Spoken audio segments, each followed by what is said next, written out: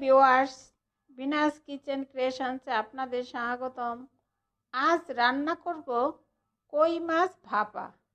আর এই কই মাছ ভাপা ভাতের সাথে খেতে ভীষণ ভালো লাগে আর খুব কম সময়ে রান্না হয়ে যায়। চলুন কই মাছ ভাপা বানাতে কি কি উপকরণ লাগবে একবার দেখে নিই। প্রথমেই লাগবে কই মাছ। এখানে 4টা কই মাছ ভালোভাবে ধুয়ে নিয়েছি। আর রয়েছে বাটা মশলা।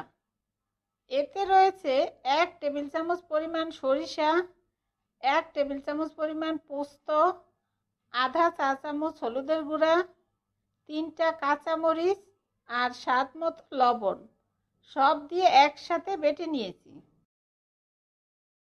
এখন মাছ ভাপা দেওয়ার জন্য সব মশলাগুলো একটা টিফিন বাটিতে নিয়ে নিয়েছি। এরপর দিব 1টা টমেটো আর 2-3টা কাঁচামরিচ আর পরিমাণ মতো সরিষার তেল দিয়ে মাছগুলো ভালোভাবে মেখে নিব। মাছগুলো ভাজার দরকার নেই। আর এইভাবে কই মাছ ভাপা দিলে মাছগুলো খেতে খুবই নরম এবং সুস্বাদু। ভাতের সাথে খেতে দারুণ লাগে।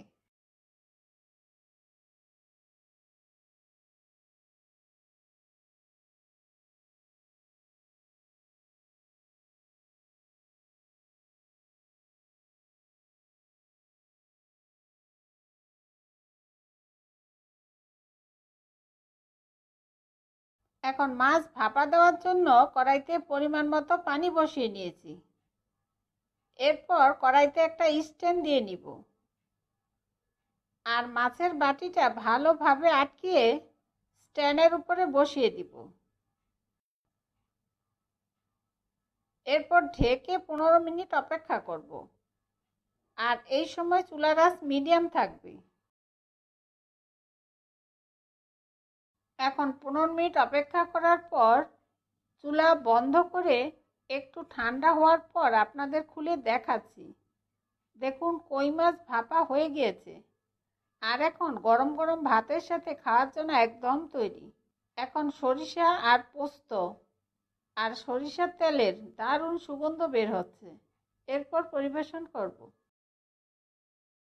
এইভাবে কই মাছ ভাপা বানিয়ে বাড়িতে অবশ্যই খেয়ে দেখবেন। আপনাদের সুবিধার্থে সব উপকরণ ও তার পরিমাণ আমি ডেসক্রিপশনে দিয়ে দিব। আর এই রেসিপিটা আপনাদের কেমন লাগলো আমাকে কমেন্টসে জানাবেন। আর ভালো লাগলে অবশ্যই একটা লাইক দিবেন। আর নতুন বন্ধু হলে সাবস্ক্রাইব করার জন্য অনুরোধ রইল। আমার ভিডিওগুলো দেখার জন্য আপনাদের সবাইকে অনেক অনেক ধন্যবাদ।